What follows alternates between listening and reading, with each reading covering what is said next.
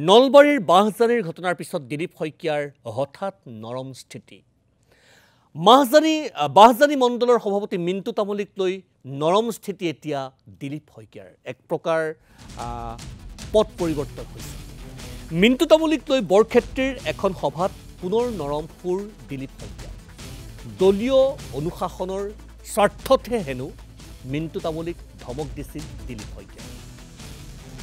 মুখ্যমন্ত্ৰী জয়ন্ত মল্ল বৰুৱাৰ সৈতেও কোনো ধৰণৰ মনোমালিন্য নাই দিলীপ শইকীয়া।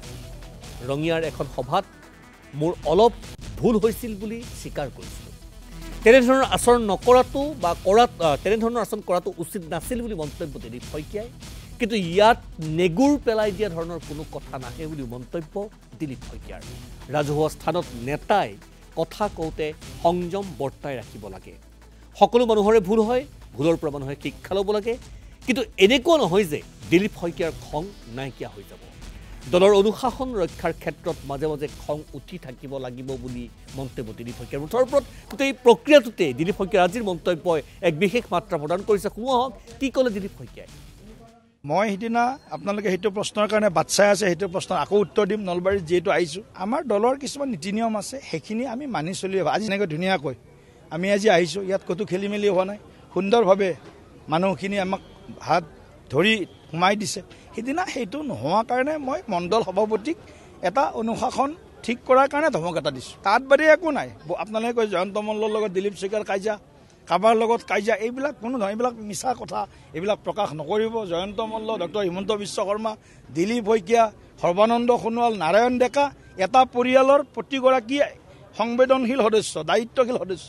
ইয়াত আমাৰ কোনো অকণমান কিঞ্চিতো আমাৰ মাজত কেতিয়াও বুজাবুজিৰ অভাৱ নহয়। কিন্তু অনুশাসন আৰু শৃংখলাবদ্ধতাটো বহুতে কৈছে আপোনাক খং কমিল নেকি, আপুনি কিবা লেগুৰ পেলাই দিলে নেকি ইত্যাদি কথাবিলাকো বহুত ছ'চিয়েল মিডিয়াত। কোনো লেগুৰ পেলোৱাৰ কথা নাই, কোনো খং কমাৰ কথা নাই। খং কৰিম, কিন্তু এটা কথা মই কালি কৈছিলোঁ ৰঙিয়াত যে ৰাজহুৱা স্থানত যিকোনো নেতাই সংযম বৰ্তাই ৰাখিব লাগে, কথা কওঁতে সাৱধান হ'ব লাগে। তাতে কেতিয়াবা একদম মনুষ্যহে মানুহে, মনুষ্যৰ ভুল হ'লে শিকিব লাগিব, শিকিম। যদি মোৰ ভুল হৈছে মই নিজে অনুভৱ কৰিছোঁ, জোৰকৈ কথাটো কৈছোঁ। কিন্তু কথাটো হ'ল কি, এনেকুৱা কথা নহয় যে দিলীপ শইকীয়াৰ খং নুঠিব। দিলীপ শইকীয়াৰ খং উঠিব, কিন্তু খং ক'ত উঠিলে, খং উঠাৰ কাৰণ কি, আৰু খং উঠা কাম যাতে কোনেও নকৰে, সেই কথাটোহে মই আমাৰ দলৰ কাৰ্যকৰ্তাসকলক একেবাৰে ধুনীয়াকৈ বুজাই দি আছোঁ। তাত বাদে বেলেগ কথা একো নাই।